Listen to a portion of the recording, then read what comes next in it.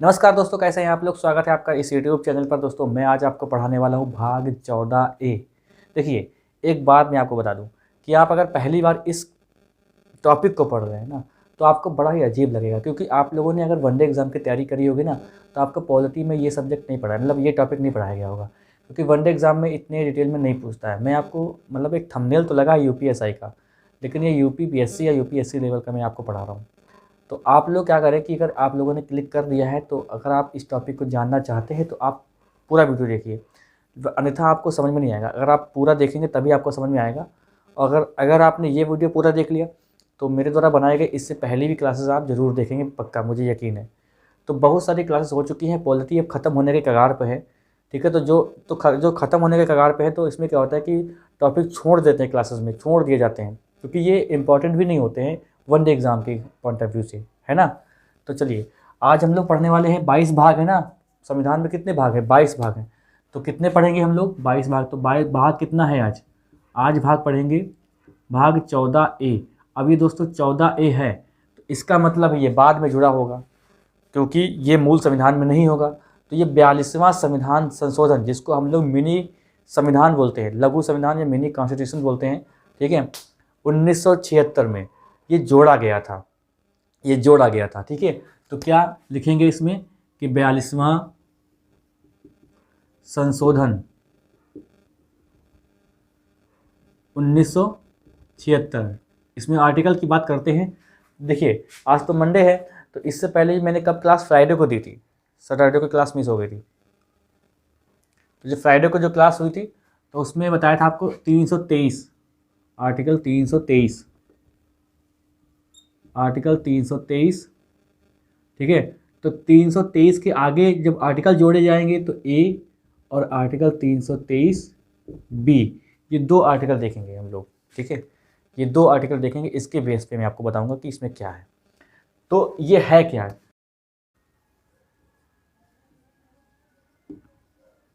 Tribunals, ठीक है, इसको बोलते हैं अधिकरण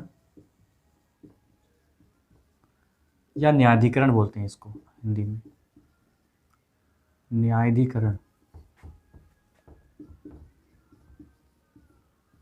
ठीक है, न्यायाधिकरण। तो आर्टिकल देखो, मैंने आपको बता दिया 323A से 323B, यानी दो आर्टिकल देखना होता है इसमें। तो ट्रिब्यूनल्स क्या होता है? एक तरीके से एक कोर्ट ही होता है, एक तरीके से कोर्ट होता है। कोर्ट मतलब न्यायालय, एक तरीके से क्या होता है? न्यायालय होता है। इसको देखो, अगर इसको बोलते हैं अर्धन्यायिक संस्था, ठीक है, अर्धन्यायिक संस्था। ये क्या होता है समझो। देखो, ऐसा होता है कि जो अर्धन्यायिक जो संगठन है, अर्धन्यायिक निकाय या संस्था या कुछ भी जो है, उसके पास जो है न्याय करने की जो शक्ति होती है ना, वो न्यायालय के समान ही होती है, न्यायालय के समान ही होती है। लेकिन वो न्यायालय नहीं, इसको न्यायालय नहीं कहते हैं।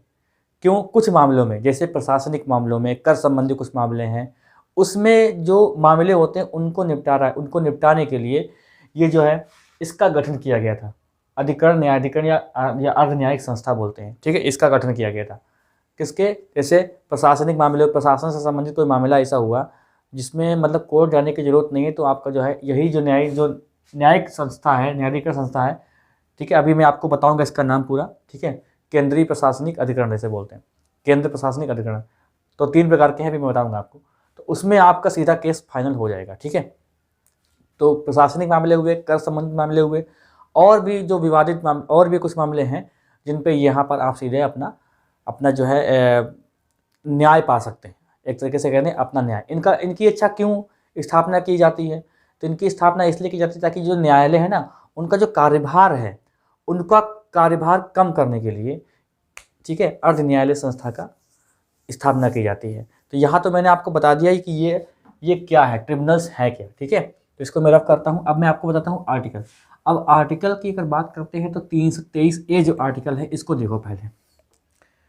आर्टिकल 323A, 323A ये क्या कहता है? देखो, 1976 में देखो, ये जो 42वां संविधान संशोधन है, बहुत इंपॉर्टेंट है। इसमें बहुत सारी चीज़ें हुई थी, और मैंने हर चीज़ आपको अभी तक बताते आया हूँ, हर चीज़ मैं आपको बताते आया हूँ, जितनी भी क्लासेस हो चुकी हैं, जब भी इसका जिक्र आया है, तो बहुत सारी चीज़ें हुई हैं इसमें, ठीक है। तो भाग 14 है, भाग 14 हम लोग पढ़ चुके हैं, तो भाग 14 ए है ये। तो 42वां संविधान संशोधन 1976। अब ये मैं क्यों बता रहा हूँ, क्योंकि 1976 में संविधान संशोधन हो चुका था, ठीक है। ये भाग 14 ए जोड़ा जा चुका था, लेकिन ये संसद को अधिकार दिया गया था, ये संसद को अधिकार दिया गया था कि वो प्रशासनिक अधिकरण अधिनियम जो है वो बनाए, ठीक है। संसद को अधिकार था, संसद को अधिकार है, ठीक है, प्रशासनिक अधिकरण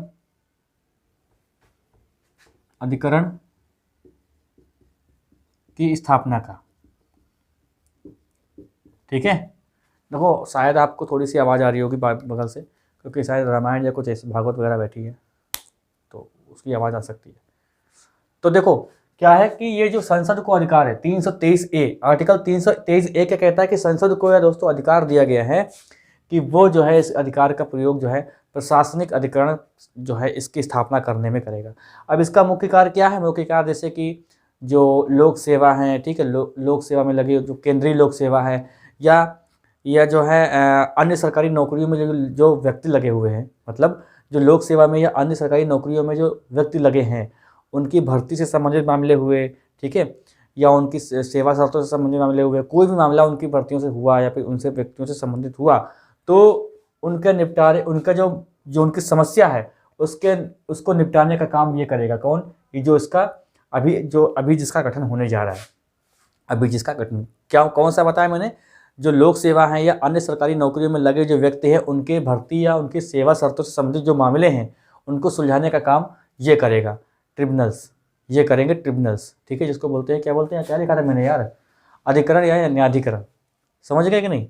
अब देखिए इसका प्रयोग कब किया संसद ने, अब ये क्वेश्चन आता है।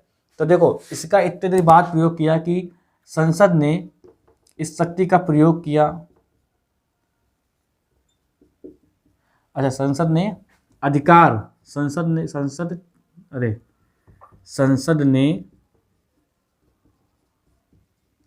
अधिकार का प्रयोग किया 1985 में, समझ गए कि नहीं, इतने दिन बाद। और तीन प्रशासनिक प्राधिकरण, ठीक है, बनाए गए,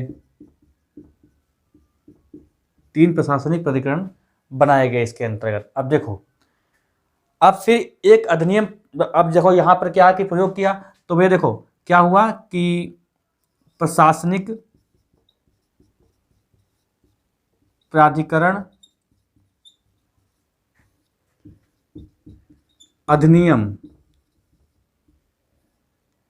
1985। अब देखो दोस्तों ये क्वेश्चन आपसे बनेगा कि भैया प्रशासनिक प्राधिकरण अधिनियम कब आया था, तो 1985। छोटे छोटे क्वेश्चन है यहाँ पर, जो वन लाइनर क्वेश्चन है, जो आपसे कोई सॉल्व नहीं होंगे अगर आप ध्यान नहीं रखेंगे तो इन चीज़ों का, ठीक है। बाकी टीचर की जगह जो मतलब बाकी जो टीचर करते हैं कि हर एक लाइन लिखी उसमें समझा रहे कि देखो ऐसे ऐसे क्वेश्चन बनेगा, तो यहाँ पर मैं अगर ऐसा करने लगा तो बहुत ज़्यादा लंबा वीडियो हो जाएगा। मेरे वीडियो हमेशा छोटे क्यों होते हैं, क्योंकि मैं आपको ये कभी नहीं बताता हूँ कि कहाँ से कैसे क्वेश्चन बनेगा, क्योंकि आप लोग जो हैं, मैं जानता हूँ कि आप लोग कितने समझदार हैं। जब यहाँ पर कोई लाइन लिखी है तो वो तो मोस्ट इंपॉर्टेंट है ही, मतलब मैं जो बोल रहा हूँ, मैं अगर पूरी क्लास में कुछ भी बोल रहा हूँ तो वो इम्पोर्टेंट तो है ही, लेकिन यहाँ पर अगर कोई चीज़ लिख दी गई है तब तो वो मोस्ट इंपॉर्टेंट है। तो यहाँ पर आपको समझ में आ रहा होगा कि प्रशासनिक प्राधिकरण अधिनियम कब पारित हुआ, ये हुआ 1985 में। इसके तहत क्या है, 3 प्रशासनिक, ये यहाँ लिखना चाहिए था, अब यहाँ पर कॉपी पेस्ट समझ लीजिए कर दिया गया, ठीक है। अब देखो नंबर 1 जिसको बोलते हैं केंद्र प्रशासनिक अधिनियम, केंद्र प्रशासनिक प्राधिकरण पढ़ेंगे, प्राधिकरण, ठीक है।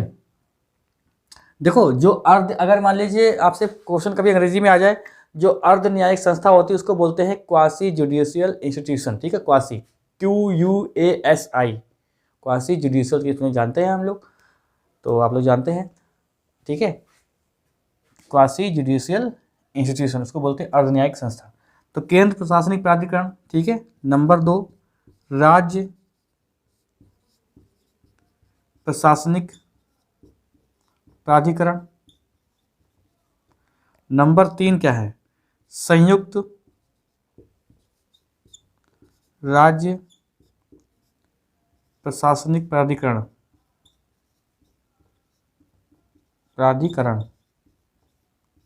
ठीक है। देखो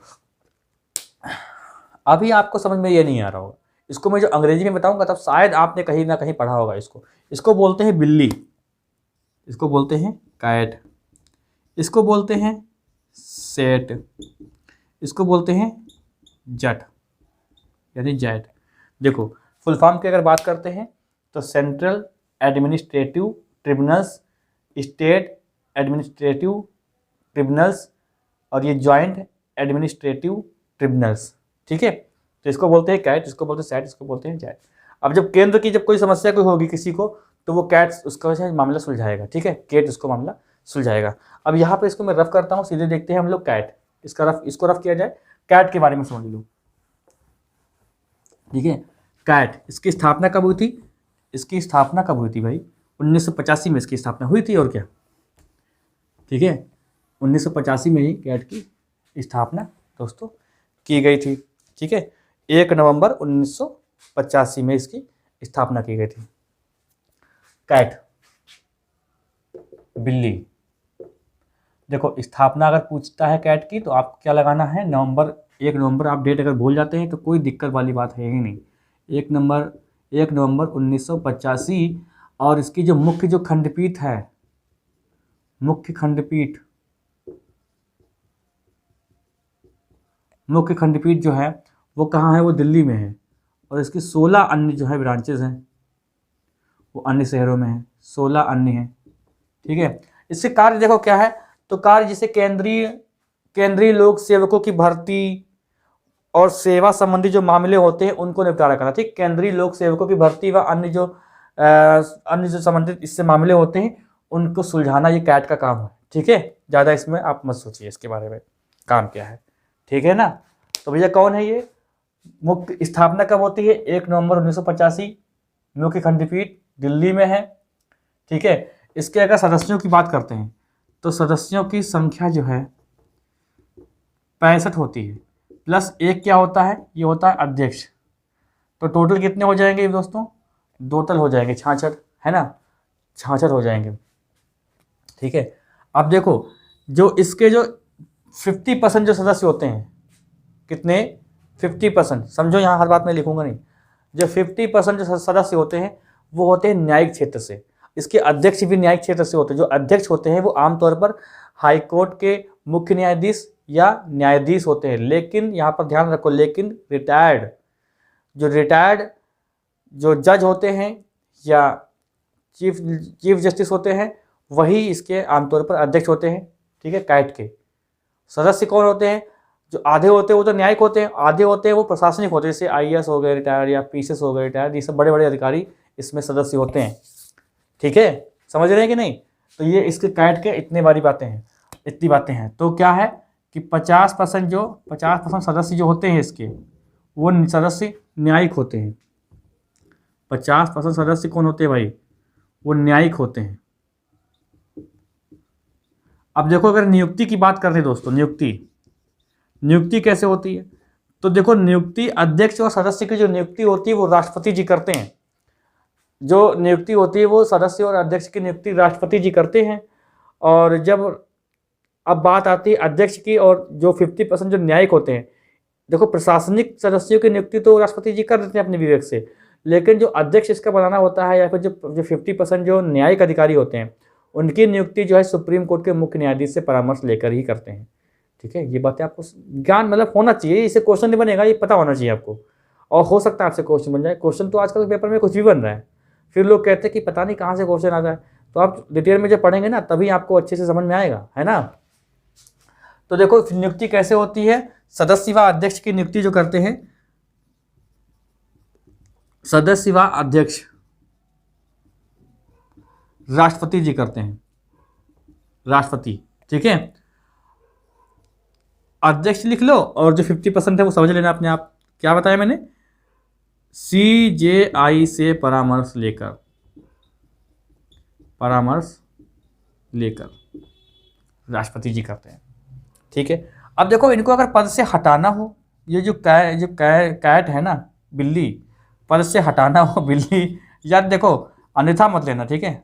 बिल्ली मतलब कैट माने बिल्ली ही तो होता है लेकिन यहाँ पर क्या है? सेंट्रल एडमिनिस्ट्रेटिव ट्रिब्यूनल्स, ठीक है। मुझे पता है, ये आप लोग बताइएगा नहीं कि सर कैट नहीं होता है, बिल्ली नहीं होता है, ठीक है।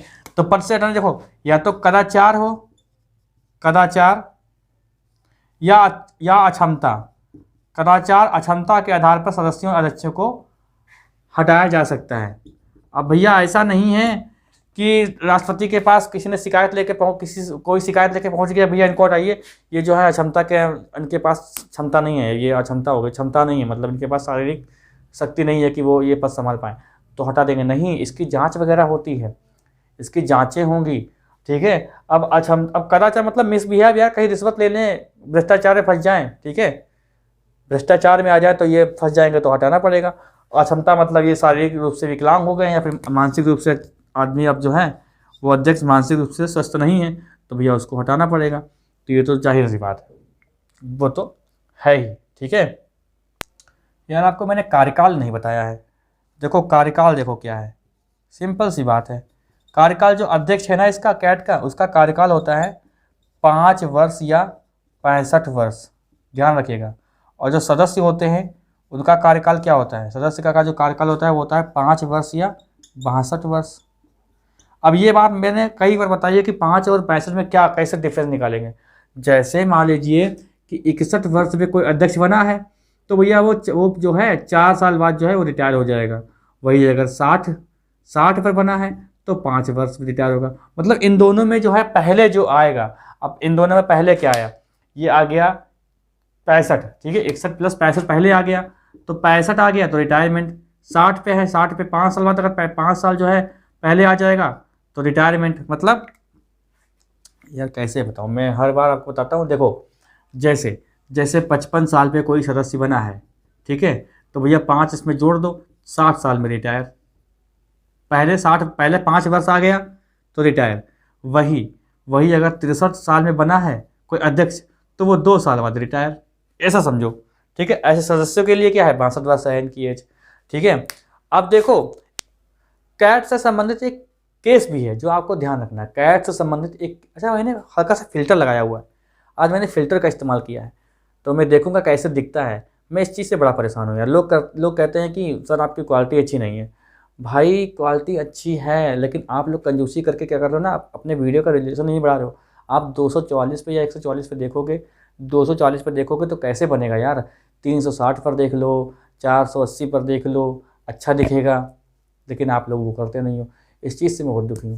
मैं कहाँ से क्वालिटी बढ़ाऊँ? मैंने अब स्मार्टफोन बदल दिया है, मैंने वीडियो क्वालिटी भी बढ़ा दी है, ठीक है। अब जो पहले 1000 MB का वीडियो था, अब वो मैं 1500 MB का वीडियो बना के अपलोड करता हूँ। मैंने वीडियो छोटा भी कर दिया। अब देखते होंगे कि अब मैं वीडियो बहुत बड़ा नहीं बनाता ताकि मतलब अच्छे लेवल का वीडियो लोड हो। आज मैंने फ़िल्टर भी लगाया है, अब देखते हैं इसका रिस्पॉन्स क्या मिलता है, ठीक है। तो देखो कार्यकाल अध्यक्ष की जो है ये समझिए। अच्छा कैट से, हाँ मैंने बताया था, इसको रफ करते हैं पहले। मैंने बताया था कि कैट से संबंधित एक केस भी है। केस क्या है? चंद्र कुमार बनाम भारत संघ 1997। चंद्र कुमार बनाम भारत संघ 1997 का ये केस है भैया, ठीक है। अब देखो मैंने अपनी जानकारी में आपको सारे केस बताए हैं, क्योंकि मैंने कुछ छोड़ा ही नहीं है पॉलिटी में। अब भाई ये आप लोगों की बात है भाई कि आप लोगों ने नहीं देखा, ठीक है। देखो एक केस आता है कैट से संबंधित, आपसे क्वेश्चन कैट में ऐसे मतलब ऐसे बनता है कि चंद्र कुमार वर्सेस या बनाम भारत संघ 1997। अब भाई सुनी लो, आप लोगों से क्वेश्चन कैसे बनेगा। ये पूछ लेगा चंद्र कुमार बनाम भारत संघ केस किससे संबंधित है, ये चंद्र कुमार बनाम भारत संघ केस कब आया था, ये पूछता है बस आपसे। तो देखो ये कैट से संबंधित है। इसमें देखो क्या सुप्रीम कोर्ट ने आदेश दिया था। सुप्रीम कोर्ट ने आदेश ये दिया था, ये अपना फैसला किया था कि जो केंद्रीय प्रशासनिक प्राधिकरण है इसके द्वारा अगर आप मुकदमा हार जाते हैं तो कोई ज़रूरी नहीं है कि आप सीधे सुप्रीम कोर्ट ही जाएं, आप हाई कोर्ट भी जा सकते हैं। अब अच्छा, आपके दिमाग में एक बात आई होगी कि ऐसा क्यों? तब ऐसा इसलिए क्योंकि जब ये इसकी स्थापना की गई थी तब ये बात नहीं कही गई थी। वहाँ पर ये कहा गया था कि आप अगर जो है अर्ध न्यायिक में जो फैसला अपना हार जाते हैं तो आप हाई कोर्ट में याचिका नहीं दायर कर सकते हैं, आप सुप्रीम कोर्ट ही जाएंगे। लेकिन ये जो चंद्र कुमार बनाम भारत संघ का जो केस आया था 1997 में, तब ये बात कही गई थी कि भैया आप हाई कोर्ट में भी अप्लाई कर सकते हो, अगर आप संतुष्ट नहीं हो अपने फैसले से, ठीक है, तो आप जो है हाई कोर्ट में भी अप्लाई कर सकते हैं, वहाँ पर भी चुनौती इसको दे सकते हैं। ये बात कही गई थी। मैं आशा करता हूँ कि आपको समझ में आया होगा। ठीक है, चलिए अब हम लोग देखते हैं, ये देखो याद रखना, ठीक है, याद रखना। अब देखते हैं SAT, state administrative tribunals, SAT. ये हर राज्यों में दोस्तों नहीं है, ये समझो। ये राज्य जो है इसकी विशेष मांग करते हैं। जब राज्य इसकी विशेष मांग करते हैं तो क्या बोलते हैं, अरे प्रशासनिक प्राधिकरण अधिनियम 1985 के तहत ये केंद्र को ये अधिकार मिल जाता है कि वो राज्यों में राज्य प्रशासनिक प्राधिकरण की स्थापना करें। ये हर राज्य में नहीं होती है, ठीक है, हर राज्य में है भी नहीं। ये कहाँ पर है अभी बताऊंगा, 9 राज्यों में है, ये कुल मिला के 9 राज्यों में है, अभी मैं लिखा दूंगा। तो क्या है कि ये राज्य जब इसके लिए विशेष मांग करते हैं, ये लिख लो यहाँ पर यार कि राज्यों की विशेष मांग पर, राज्यों की विशेष मांग पर, विशेष मांग पर, राज्यों की विशेष मांग पर, ठीक है, तब ये प्रशासनिक प्राधिकरण अधिनियम 1985 के तहत जो है केंद्र को ये अधिकार मिल जाता है कि वो राज्यों के लिए प्रशासनिक प्राधिकरण अधिनियम या राज्यों के लिए प्रशासनिक प्राधिकरण की स्थापना करे। ठीक है, तो ये 9 राज्यों में है। कौन कौन से है? महाराष्ट्र है, ठीक है, महाराष्ट्र, केरल, कर्नाटक, तमिलनाडु, उड़ीसा, आंध्र प्रदेश, और कौन सा बचा? आंध्र प्रदेश, हिमाचल प्रदेश हो गया, पश्चिम बंगाल, हाँ हिमाचल प्रदेश, पश्चिम बंगाल। कितने हो गए भाई? 1 2 3 4 5 6 7 हैं, 1 2 3 4 5 6 7 8। एक भैया कौन बचागा? एक कौन बचा? महाराष्ट्र हो गया, मध्य प्रदेश। ये 9 जगह जो है आपकी सैट लागू है, मतलब स्टेट एडमिनिस्ट्रेटिव ट्रिब्यूनल्स। ये 9 राज्यों में है। कौन कौन से भाई? महाराष्ट्र, केरल, कर्नाटक, तमिलनाडु, उड़ीसा, आंध्र प्रदेश, हिमाचल प्रदेश, पश्चिम बंगाल, मध्य प्रदेश। 2 बात नहीं हो गया मध्य प्रदेश, ठीक है।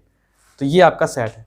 अब यहाँ पर अगर बात करते हैं कि जो इसके जो अध्यक्ष और जो, अच्छा देखो जो मैंने आपको बताया अभी कैट, तो कैट में दोस्तों उपाध्यक्ष का भी मतलब पहले प्रावधान था, अब उपाध्यक्ष वगैरह खत्म कर दिया गया, ठीक है, वो मैंने बता दिया, वो छूटना नहीं चाहिए कोई चीज़ यार, ठीक है। देखो सैट में जो अध्यक्ष और जो सदस्य होते हैं उनकी नियुक्ति जो है राज्यपाल के परामर्श पर राष्ट्रपति करते हैं। जो सदस्य होते हैं उनकी नियुक्ति जो होती है वो राज्यपाल जो है उनके परामर्श पर जो है राष्ट्रपति जी करते हैं, ठीक है। बस इतनी छोटी सी बात है। अब आते हैं हम लोग जैट पर, जैट या ज्वाइंट एडमिनिस्ट्रेटिव ट्रिब्यूनल्स।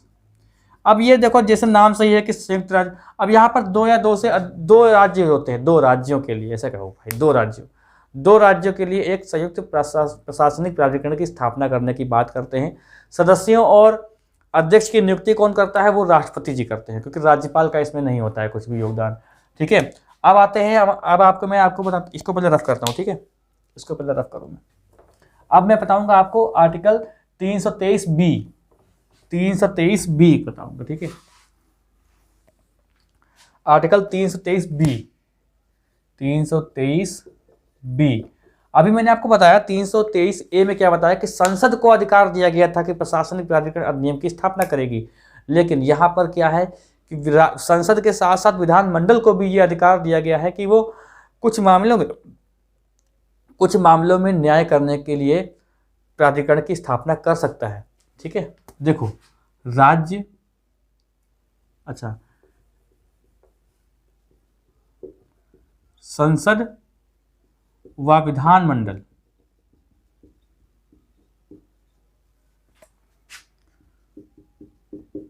दोनों को कुछ मामलों में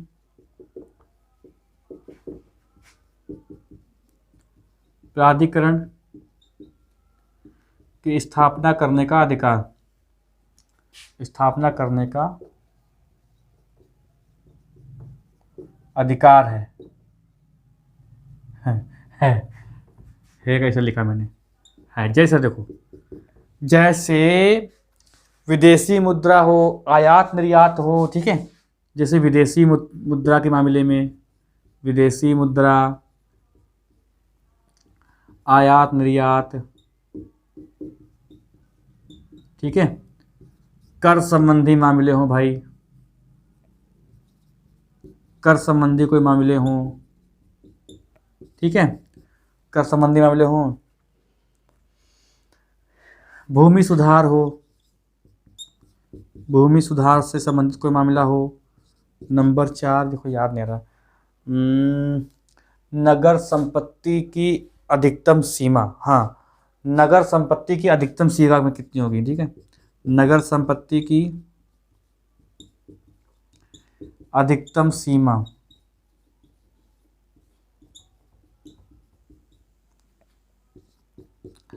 किराएदार होते हैं ना, किराया और किराएदारों के अधिकारों के लिए, और किराएदारों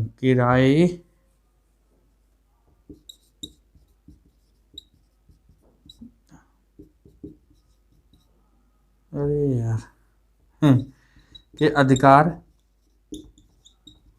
अधिकारों के मामले में, ठीक है। ये भाई देखो इतना है ज्वाइंट, ये 323 बी है, इसका आप स्क्रीनशॉट ले लो। चलिए, आज का टॉपिक यहीं पे ख़त्म होता है। क्लास आपको अच्छी लगी हो तो कृपया लाइक कर दीजिएगा, अपने साथियों को भी शेयर करिएगा। कोई भी चीज़ आपके समझ में नहीं आई तो आप कमेंट कर सकते हैं, उसको मैं अगली क्लास में डिस्कस कर लूँगा, ठीक है, कोई दिक्कत वाली बात नहीं। कोई सुझाव हो तो आप दे सकते हैं, बाकी आप क्वालिटी बढ़ाने की बात मत कहिएगा, अपनी क्वालिटी बढ़ा के देखिए, अपने स्मार्टफोन में आपको सही दिखेगा। बाकी मैं बोलता भी तो हूँ तो उस पर भी ध्यान दिया करें कि मैं क्या बोल रहा हूँ, ठीक है। तो चैनल पे जो लोग नए हैं वो कृपया सब्सक्राइब कर लें, बेल आइकन दबा दें, जिससे आपको लेटेस्ट अपडेट मिलती रहे। मिलते हैं हम लोग अगली क्लास में।